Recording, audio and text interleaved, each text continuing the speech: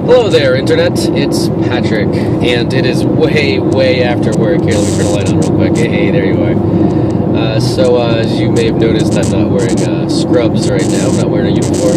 I'm wearing one of my dad's old suits because today was the Nursing Awards dinner at Sacred Heart University. So I finally got to match some faces to the names. You know, I've been conversing with these people on the internet discussion forums, and now I got to meet a couple of them. Got to meet my academic advisors that I've had over the last couple of years, so I got to shake their hands and thank them for all of their help. Genuinely, even, I really did. And what I didn't realize beforehand was that if you're going to get an award, they send you a letter ahead of time. And it seemed as though I was the only one there who did not get an award. But I did find out that I got my cap and gown. I found out that I graduated magna cum laude. And I forget what that means exactly, but it sounds good. I think summa cum laude is like the really good one. That's like if you're better than everyone, I think. Yeah, I get some fancy Latin words on my diploma in a couple of days. That'll be fun. Commencement is 2 days from now, and it's at 9:30 in the morning, and it's an hour away from my house. And this dinner tonight was at 5 o'clock in the evening, and it's an hour away from my house, and I work 5 days a week, so I really had to hustle to get down here, especially because one of my visits today, there was, it was in the home of a chronic smoker, so I had to jump in the shower after my last visit and get myself ready for this event. But it was really nice. It was at a really nice Marriott in a really fancy town, and had a nice buffet dinner and cash bar, and it was like a combined ceremony with the MSN and the DNP students. As far as these things go, I was at the bottom of the pecking order compared to what everybody else was doing. But I did find out for the MSN students, there's educational trips to Guatemala and Jamaica doing like, I guess it's kind of like a medical mission stuff, but it counts towards the degree. So that's kind of neat. I don't know if I'd go to Guatemala or Jamaica, but it's kind of cool that my school is doing that. And they gave away a lot of awards, as I mentioned. It was an awards show, and there was gold and silver medals for the second and first place in cumulative GPA, and there were some outstanding clinical performance ones, and there was a new one this year. I didn't realize before I went to this thing that this was the first year that Sacred Heart had graduated a class of doctor of nursing practice students. So that's kind of cool. I'm kind of planning on doing that myself in another couple of years, and as soon as I'm done with this master's degree. I really have to check my university email because I wonder if that class is going to start soon. I really have to look into that. I don't want to be late for my first class of my last year of grad school. Yeah, they gave out lots of neat awards, and there was a keynote speaker, and it was really neat to get to meet and talk to some people who were, who had doctorates in nursing, because that's what I'm headed towards myself. They all seemed like really interesting people, and they'd all gone really cool places, they'd all done really cool things, and it was really nice to be around, people who were really into the nursing profession and had reached a high degree of academic achievement or were on their way to getting that. And it was kind of cool. I felt like I was among my own people, which is something that's kind of missing in an online degree program. Compared to the associate's degree program that I was in, we didn't really socialize with each other much because our interactions on the message forums were technically work. It was, something that we had to do extra effort. So, in the associate's degree program at community college, we would go to the legislative breakfasts, and we'd go to nursing conventions, and, we'd have that core 8 group of people. That's our clinical cohort that you really grow to depend on and get really close to. But it was a little more diffuse in the online thing, so it was kind of neat to see everybody in person. I really wouldn't object to doing something like that, twice a year instead of once a year. Well, actually, it's only done once at graduation, but when I graduate again next year with my master's degree, I'll come back and do this all over again. But anyway, I was interested to see what this would be like. I started off just kind of sitting at a table by myself, and then, I'd get up when the cash bar opened, and one by one, hey, aren't you Patrick Murphy? I remember that thing you wrote. And I got to, commiserate and share enthusiasm about this process. And I was surprised by how far away some of my classmates were. There were people from Florida, and it was mostly Florida, Georgia, and Nevada.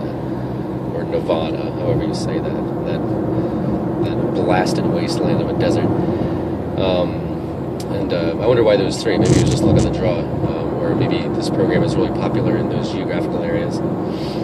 But I did find out while I was there, I just learned that this school, Sacred Heart's Doctor of Nursing Practice program, is on-site only. There's no online DNP program there.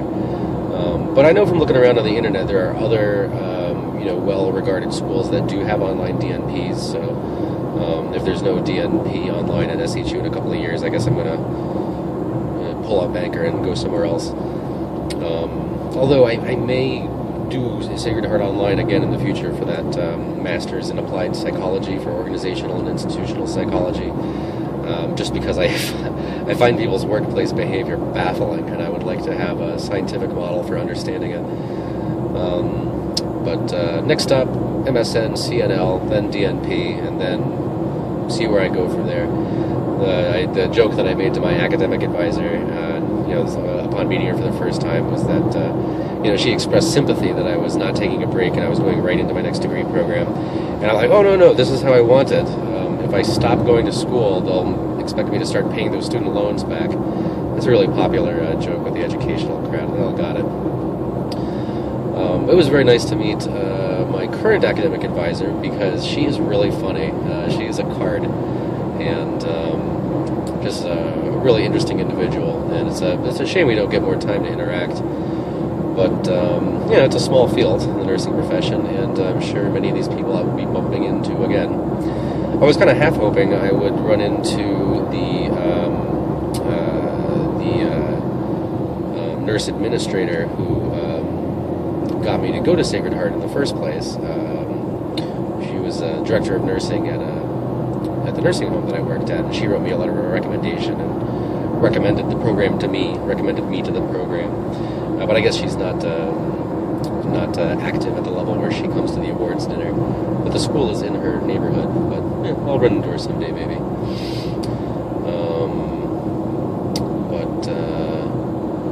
So I've got 654. I've got 4 tickets to graduation.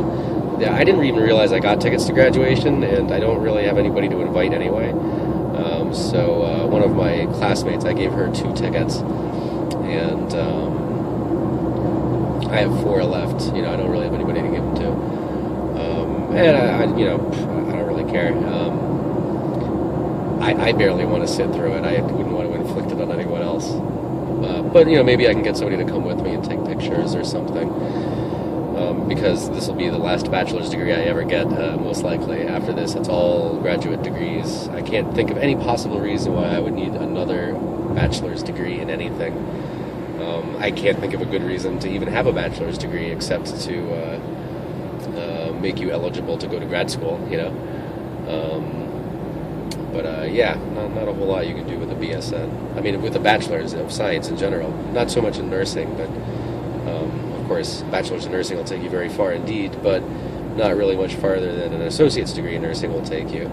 I think in the hospitals around here, they only pay you like 25 cents an hour more for having your bachelor's or something like that. I think I talked about that already, how all the hospitals are, bending over backwards to try to get magnet hospital status. So all the associate's degree nurses are shooed away, left to their own devices. It's kind of weird because I feel like I'm continuing in academics not because so far anybody has had anything new to tell me, but because this is a process I have to go through in order for my own ideas to be taken seriously. Which is kind of frustrating, but, I guess things will get better once I add on to my growing list of initials after my name. As of Sunday, or 2 days from now, it'll be RN, BSN, CHPN. And then you kind of get gypped with the graduate degree because the BSN just gets replaced by MSN. But I do get the CNL, which I guess is a professional certification, not academic distinction.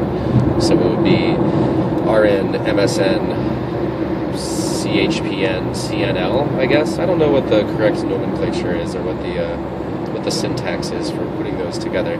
There must be like a style guide somewhere that tells you what order to put your credentials in.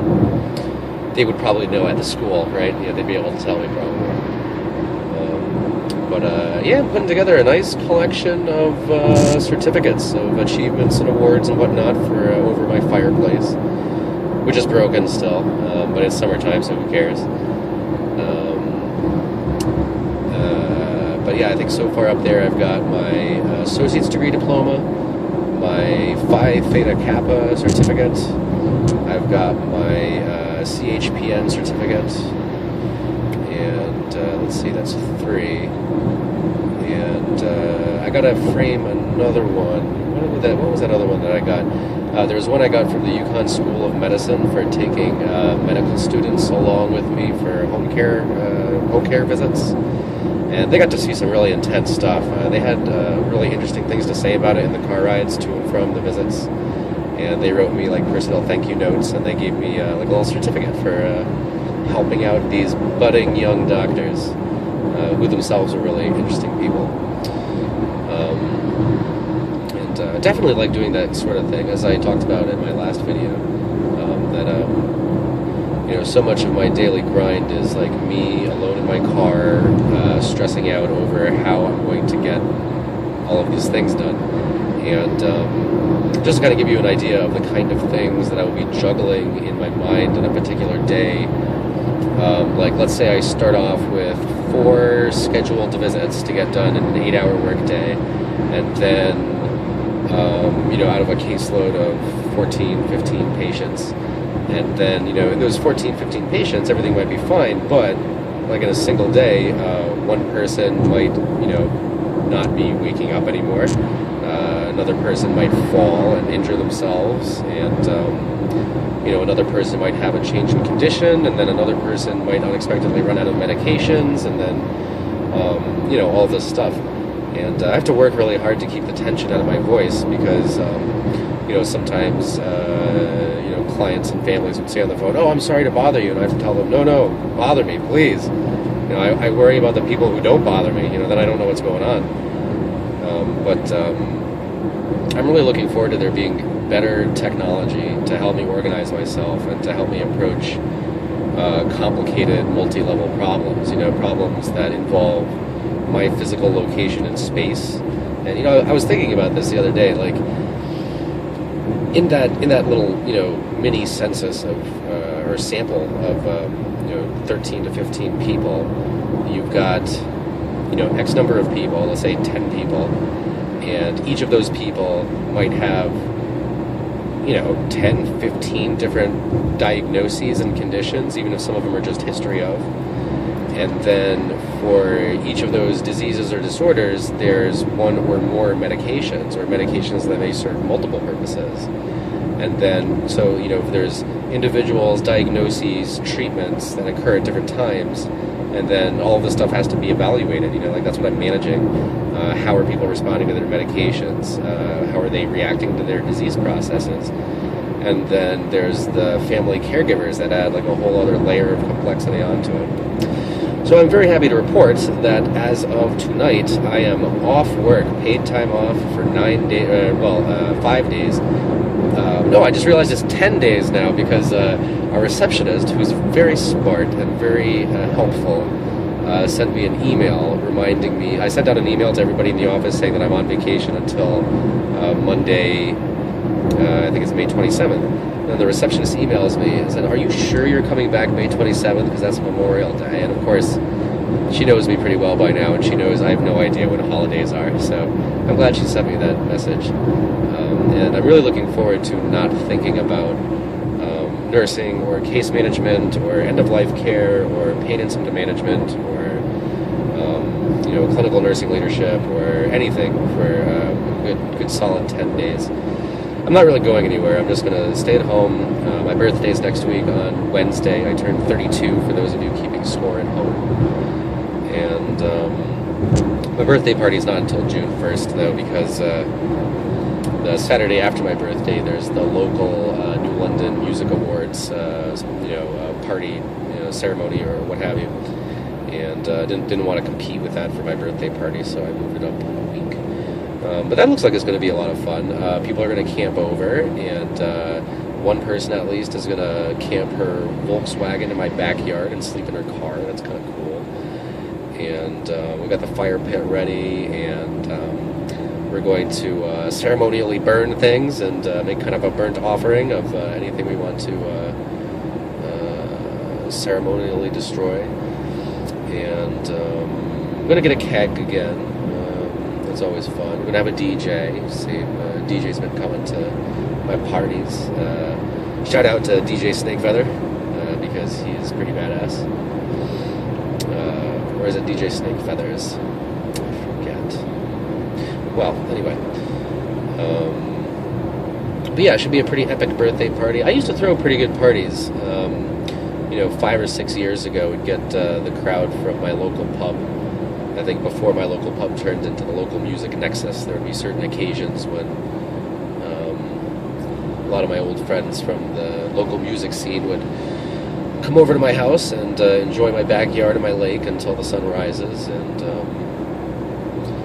I'd always looked forward to, when I became a homeowner and actually took over the house from my parents, getting a mortgage and everything, having more frequent parties. And now I can do that. Now it is summertime.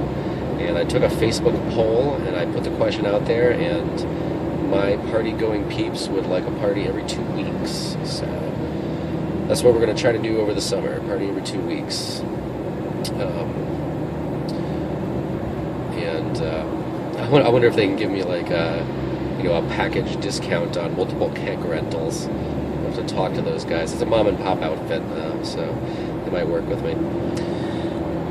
By the way, Patrick Murphy and Afterwork officially endorses Gordon's Yellow Front Package Store, because it is the coolest package store ever.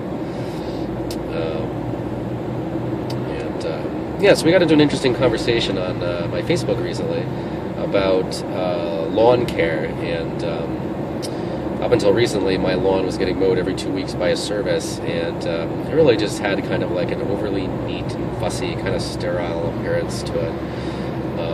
And now that the every other week mowing has stopped, the yard is actually getting some character. There's like stuff growing in that I didn't even realize was there, and the wild grapes are starting to take over, and the bittersweet is happily choking the life out of trees left and right. And it's a little ecosystem back there. But the whole idea of like mowing the lawn over and over again is just so wasteful. I mean, lawns consume a lot of water, and mowing the lawn uses a lot of carbon footprint and what have you. And it just seems like a really silly kind of like middle American suburban, mindless mode. It's kind of hard to explain, like American Beauty kind of stuff. And I'm interested in alternatives to those kinds of established cultural guidelines of like, well, this is what people do around here, so that's what we're going to do. Which I think is unimaginative, and maybe it's my borderline Asperger's, but I just can't buy into cultural facts like that. Like, oh, well, you all must celebrate Thanksgiving because you're an American, and Americans celebrate Thanksgiving. It's tradition, you see. You must do it, and I totally reject that line of thought. I mean, it's such a waste of your life to like do stuff like that. Like, your life is your own to create, so why get sucked into stuff that doesn't really have any good reason to it, or at least modify it so it's your own, you're not just mechanically going through the motions of suburban residential life, I guess. So what I was thinking anyway for the yard, the first step has got to be to get rid of the grass. I mean, the grass is the root of the problem, because it grows and you gotta mow it, and it harbors ticks, and I don't really want to make a desert landscape in the backyard, just because I don't really like the desert at all. But I do like what's kind of happening right near my sunroom, because ironically that's where most of the shade is in the backyard. It's only sunny if you're on the inside of it. Where a lot of the grass has died and become cracked. You know, it looks like a desert kind of, but because of the coolness and the shade, it's getting overgrown with this really soft, fluffy moss with little tufts of different plants sticking out, and that looks really cool. But in order for me to make the whole backyard like that, I would have to find a way to increase the shade, because there's too much direct sunlight for those kinds of lichens and moss and stuff, over the course of the whole yard. So people were, giving various recommendations of different kinds of covering plants that I could use as an alternative to grass.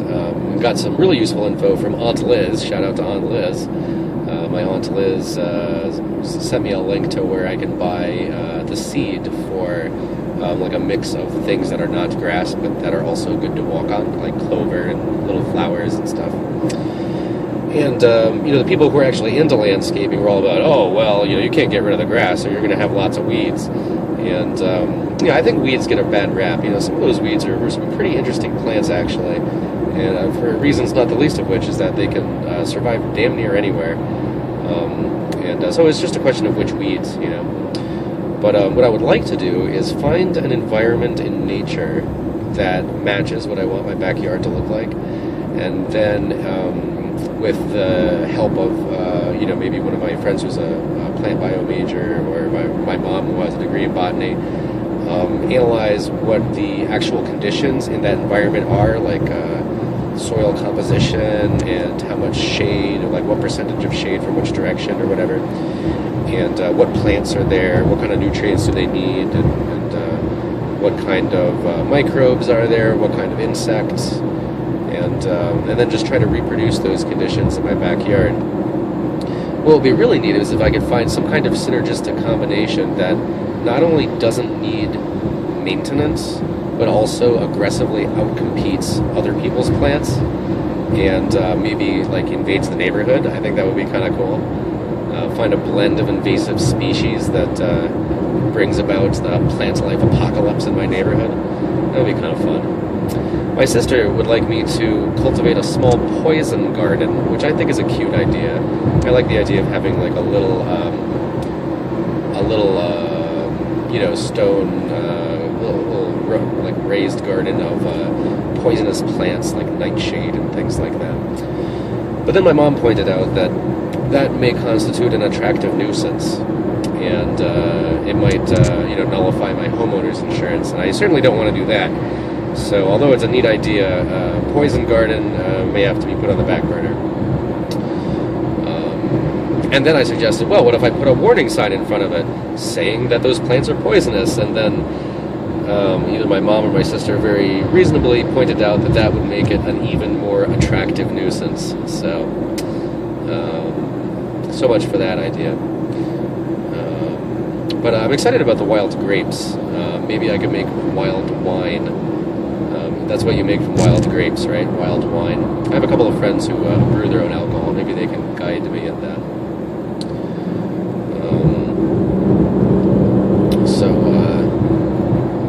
But definitely, the grass is still there right now.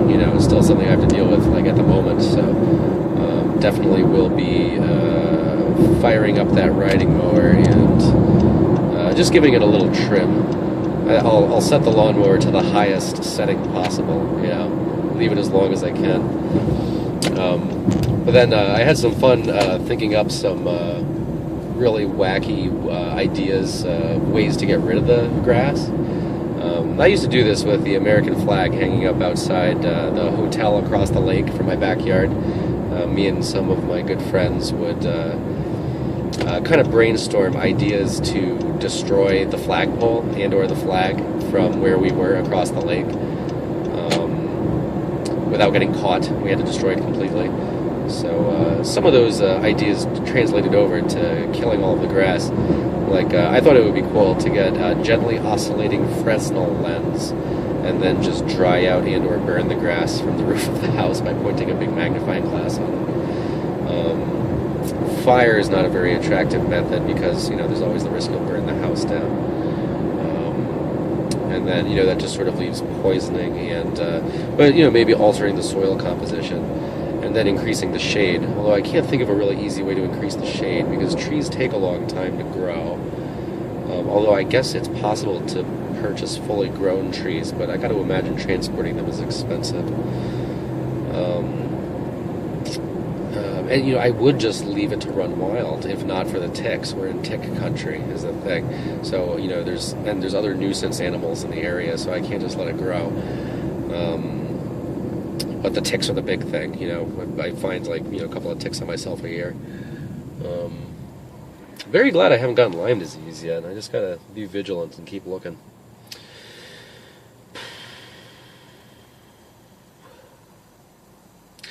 Yeah, I can't really think of anything else to talk about. Now it is about 9:34, 21:34. As you can see from the background, it's evening. And I am done with the graduation dinner, and I'm on my way to my favorite pub. Because my birthday week starts now. Hooray! Yeah, so, if you're watching this and you live around the area and you want to hang out, I've got nothing to do for the next 10 days. So please look me up on the Facebook or the YouTubes, because that's probably where you're watching this. So shout out to my SHU graduating buddies, some of which are now my friends on Facebook, and shout out to Grandma, who I know is waiting for me to film another video log or vlog. And I guess that's about it. I can't think of anything else to say. So you guys all have a good night. I'm certainly going to try to have a good night and sort of bask in the fact that I have graduated magna cum laude from Sacred Heart University and still a perpetual student. Have a good night.